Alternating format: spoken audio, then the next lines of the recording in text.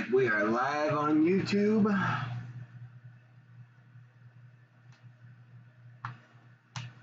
Got the space call going as well. What up, Modern Saints?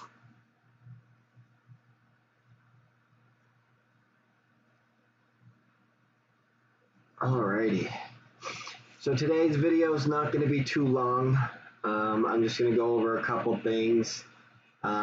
If you guys decide to call in or chat through the space call, then you will have a chance to make this video a little bit longer. But other than that, I'm just going to go over a quick couple details. Hopefully get you guys a little bit excited, and then hopefully we can keep this moving along and keep getting more people to join on board and actually make some positive change on this world.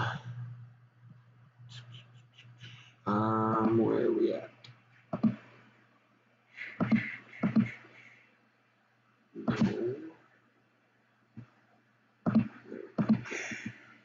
So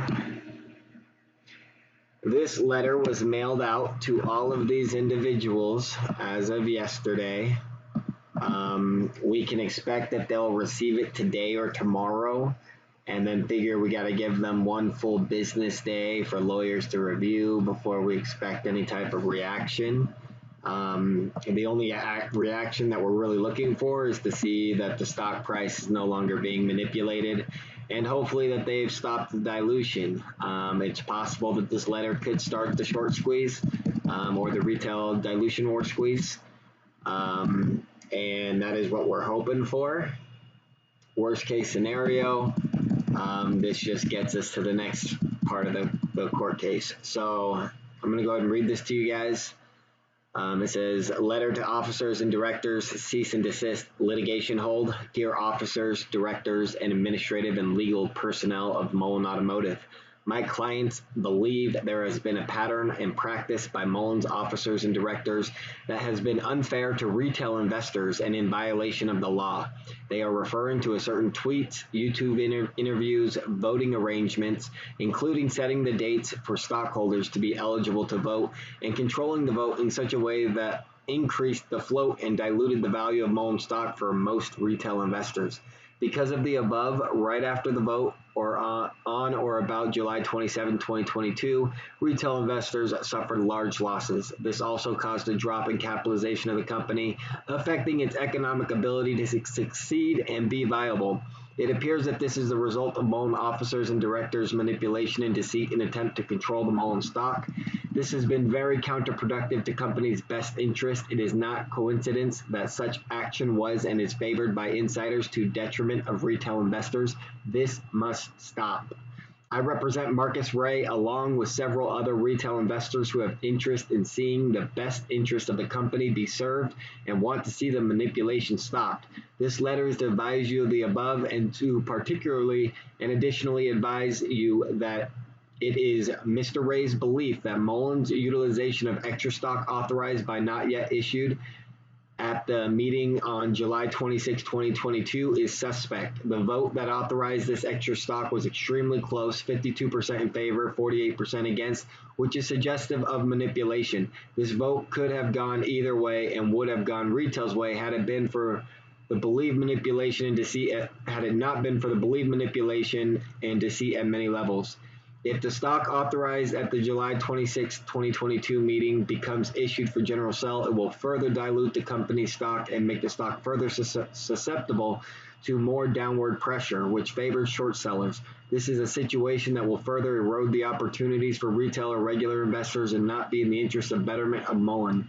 Mr. Ray's interests, along with other retail investors I represent, align with the company. Mr. Ray believes the law requires officers and directors to put the company's best interests above insiders' interests and short sellers. It appears that this is not happening. Acting appropriately as directors and officers would mean not to issue for sale to the general public the newly authorized stock approved at the July 26, 2022 meeting.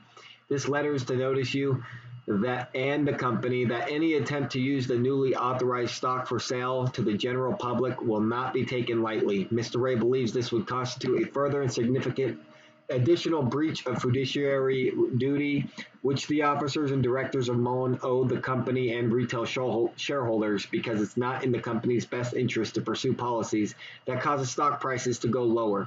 A higher stock price is essential for the successful future of Mullen, who will benefit from a higher capital raise with higher stock prices. Playing into the hands of short sellers is not in the best interest of Mullen and might make insiders rich, but that constitutes a breach of fiduciary duty, and it is also unfair because insiders get rich happens only at the expense of general investing public, the retail investors, and interferes with the Mullen reaching its true potential as a viable and successful company. The purpose of this letter is also to advise Mullen officers and directors to be aware generally and not to take actions that dilute Mullen's share price further, to advise the officers and directors that Marcus Ray and several other retail investors intend to seek legal recourse in the court of law for the good of the company and for themselves for personal losses suffered as a result of the above.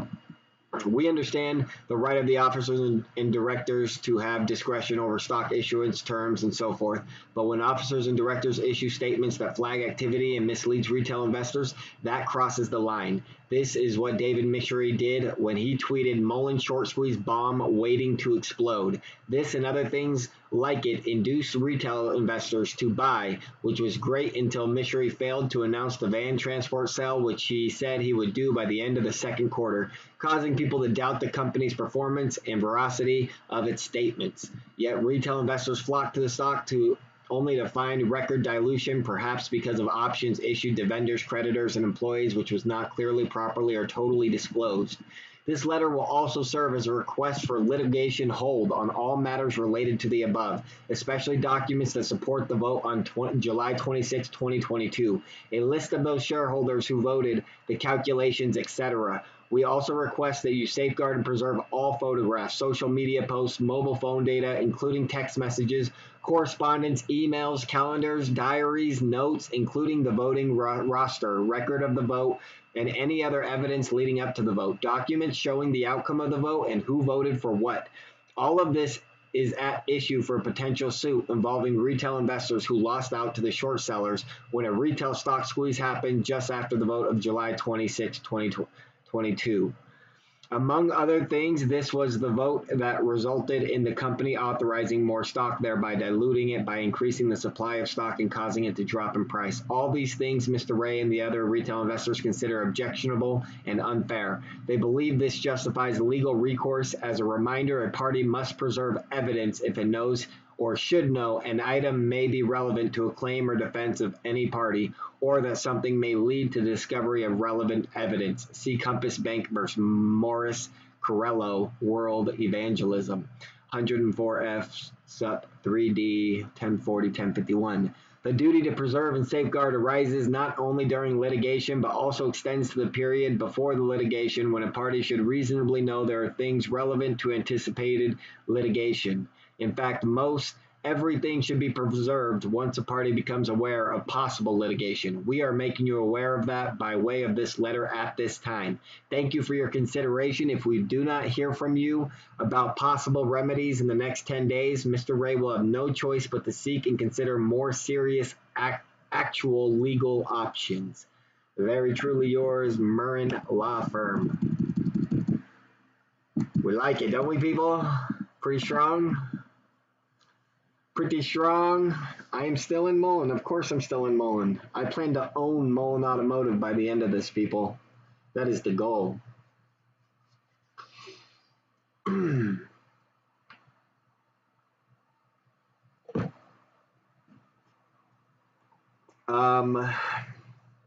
Yeah, so we've sent out the cease and desist. Figure they'll be receiving it today or tomorrow. And then give them a day or two for the lawyers to review, and then advise Mullen Automotive how to proceed. I personally don't expect them to respond to our cease and desist in the next 10 days.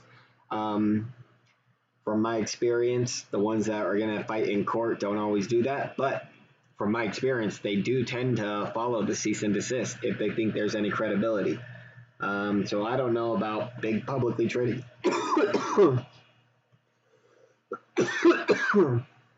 Sorry. Something got stuck in my throat. But because this is such a big event, by them accepting our cease and desist and not diluting anymore, it could cause the stock to squeeze to crazy numbers. I'm not 100% certain that will happen, but after 10 days have passed by, we'll be working on the complaint. So this was just a cease and desist. Now we're working on the actual complaint that we're going to file with the courts. And as soon as the complaint is ready, hopefully in the next 2 to 3 weeks, hopefully in the next 10 days, when that letter is considered served and 10 days have passed, then from there, we're going to file a preliminary injunction, and we are going to ask that a judge actually gives us the cease and desist on any further dilution.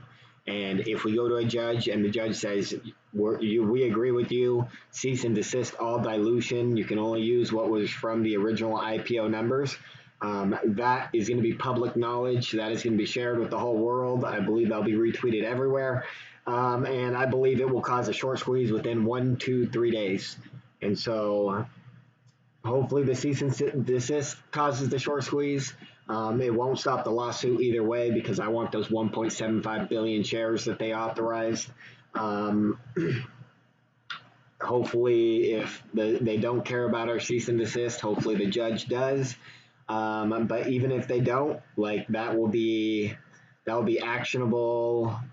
Part of my side of actually filing the lawsuit, getting in front of a judge, hearing their first defenses against our complaint, and I believe that'll bring a lot more people to the table and people excited to be part of this. I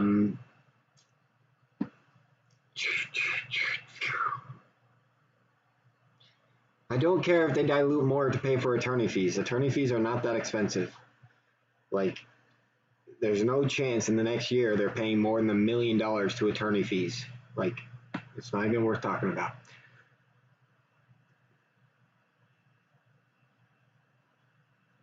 No, this lawsuit is going to have a positive effect on the stock price, because first, we're seeking to stop dilution. Obviously, that would send the stock price way up.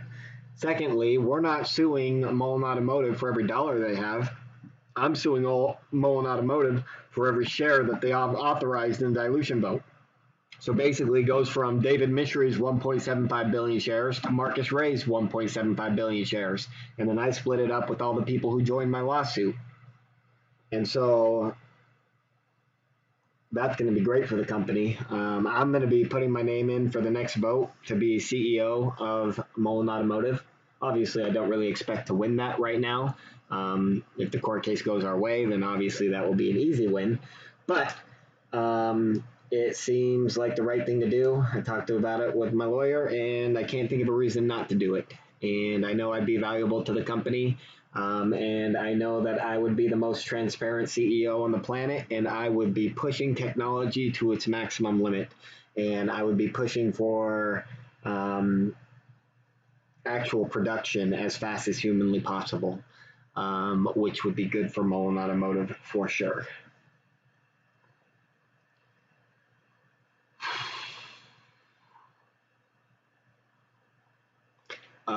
What else? So we sent out the cease and desist. We are working on the complaint. Let's go ahead and check this. Alrighty, so right now, I apologize if anyone has their name shown. I will do my best to make sure that doesn't happen as often as possible. Right now, we have $1.684 million worth of damages that have people that have signed up to be part of the lawsuit. And we have a little bit over $12,000 in donations towards the legal fees. And we are expecting some more donations coming by the end of the week and early next week. Some people have committed to doing a weekly payment. Some people $50 a week. I think one person said he's going to do $500 every 2 weeks.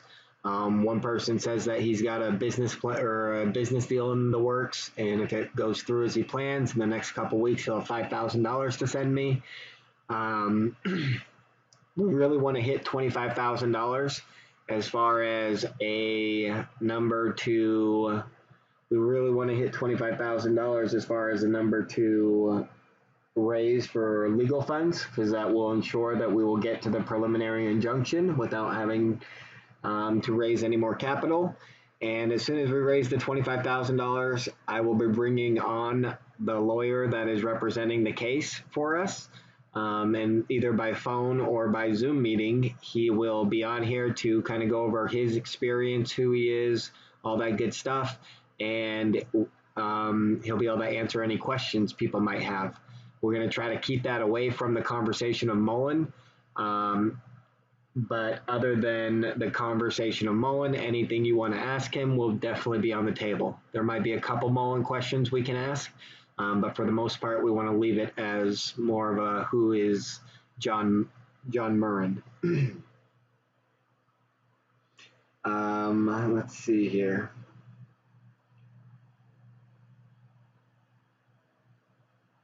Yeah, and so I just got a text message from somebody saying they'd like to join the lawsuit.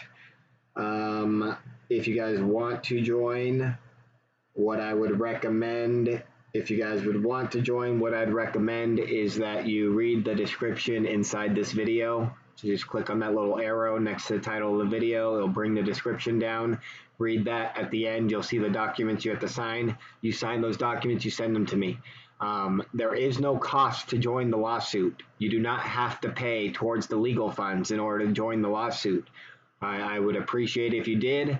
Everything is definitely gonna help, but it is not a requirement. And so, like, the reason I'm doing it this way is because not only do I want people coming on and donating to the legal funds, but people that can't afford to donate to the legal funds for whatever reason, I still want to collect your damages, and I want to go to a jury with $100 million in damages and expect just the most beautiful award, court award that's ever been seen. That is my long-term goal. If we ever get a settlement offer, I will consider it. I will share it with the group, hear what everyone has to say. But ultimately, that decision of settling or not settling is going to be left up to me for now. If we get to a certain stage, I may decide to open up that vote to people that donate to the legal contribution fund, but there's no guarantee on that. Right now, the only person I know I can trust is myself, and I'm going to do everything I can to protect this lawsuit from anybody being able to settle too early or anything stupid like that.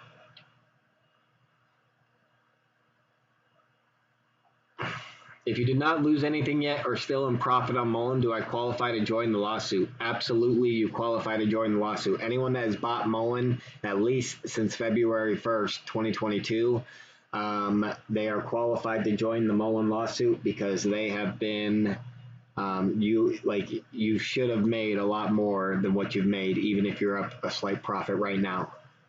So you don't have to be in a loss in order to join, because you've still been susceptible to their collusion and corruption.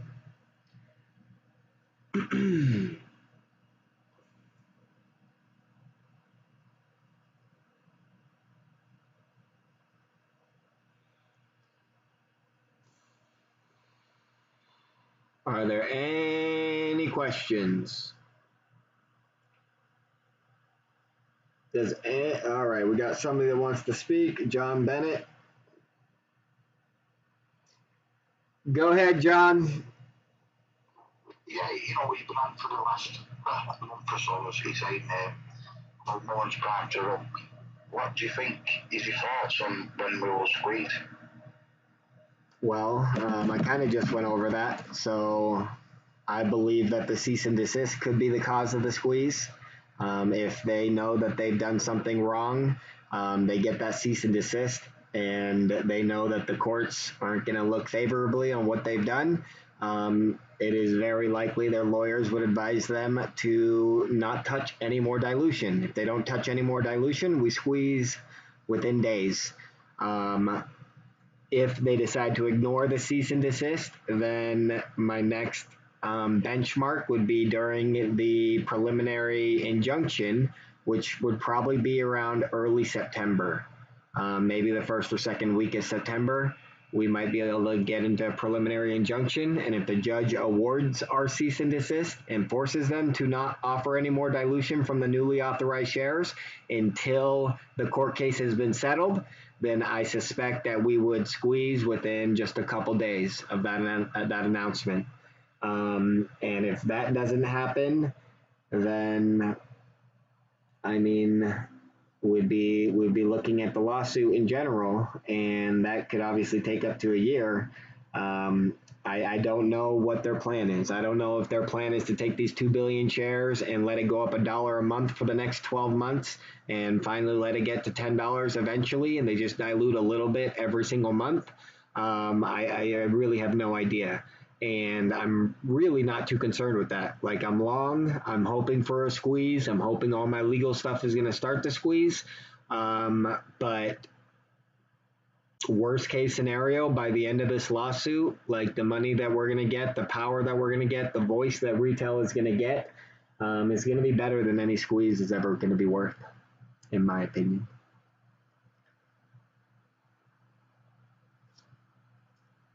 Anybody else got anything to say? Oh, go ahead, John. One more thing. Yeah. What about the Fortune 500 news? When do you think that's due? And is there any more? I mean, man, like, they told us it was coming June. Yeah, they told us it was coming June 30th. Then a week before that July 26th vote, the OEM president from Mullen Automotive did that phone interview with one of the retail investors, and he said it would be coming out in the next couple weeks. We're past a couple weeks since that.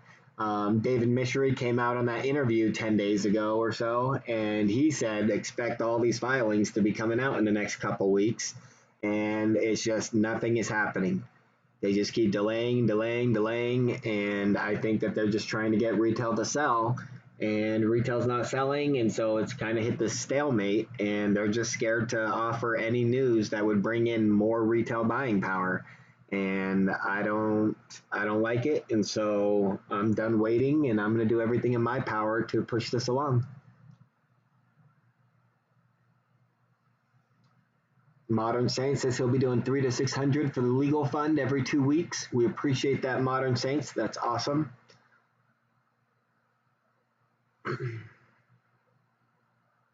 All I'm asking is that they stop dilution moving forward. I don't care about no buybacks. Yeah, I'm not really in a position to donate at the moment, but I wish you all well with it. Thank you very much. Well, if you can't donate, you can still sign up to be part of the lawsuit and fill out those documents. Not everyone will be able to donate right now, and that's okay. And some people want to see a little more progression before they start to really get involved. But the biggest point is, if we can get that 25,000 and we can get to that preliminary injunction and have the lawsuit actually filed, I suspect that it will make the news, and I suspect it will bring a lot of people to the table. So anyone that does have anything to donate, we appreciate it, and we just want to hit this first benchmark. After we hit this 25,000, I got a feeling everything's going to be smooth sailing from there. And we're at about 12,000 right now.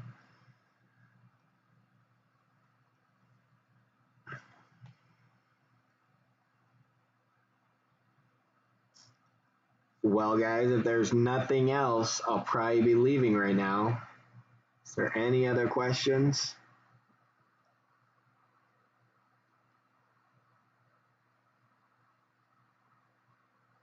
I just wanted to give a quick update in case there's still people on the sideline looking to see what's happening. That's one last thing that I'll mention. So at some point, whether it's like, let's say that they accept the cease and desist and we start squeezing, at that point, the deal for people that want to come onto the lawsuit after that point, it's going to be a different deal than it is right now. And right now, it's a really good deal. Right now, you sign up for the lawsuit, you got to pay nothing towards the lawsuit, and you will get 60% of your portion of your losses or Mullen investment, however I decide is the most fair. But basically you'll get 60% of your portion. So let's just say everyone's got 1,000,000 shares and there's 10 of us. Then you're going to get 6% of the total award that we're given. And so what I'm like right now, that's the deal. No lawyer fees. You get 60%. All you gotta do is sign the documents and let me represent you through this case.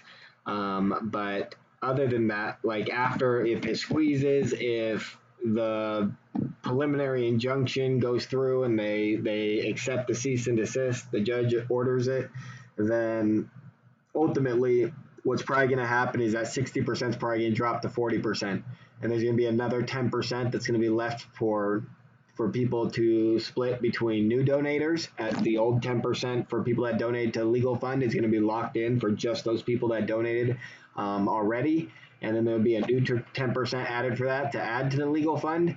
And then probably add another 10% for myself. So right now I'm only getting 10% of anyone that signs up right now for all the work that I do.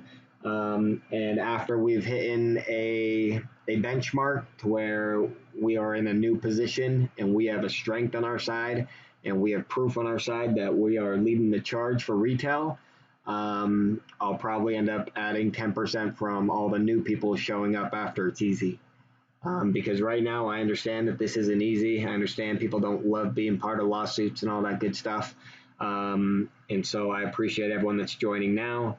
But eventually we get this to a point where it's going to be easy and people are going to be begging to join. And so just know that the deal that you get today is going to be better than the deal that you get later. If you just go to the description on this video and you scroll all the way down, you'll see a Google Drive link, and that is there's two documents. One of them's 8 pages, one of them's 2 pages. I need both of those signed and returned.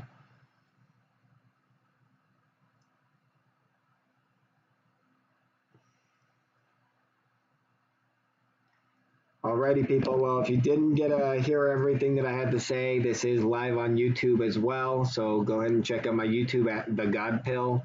I have a recorded space call as well if you want to check it out there. My Twitter is GP Mullen, and it's at Mullen is Retail. MULN is Retail. And it's GP MULN. Alrighty, guys. Well, thank you for stopping by. I hope you enjoyed the little update, and there will be more updates to come. That's for sure. Hopefully we squeeze this week once they get to analyze our letter and realize we got them. We got them.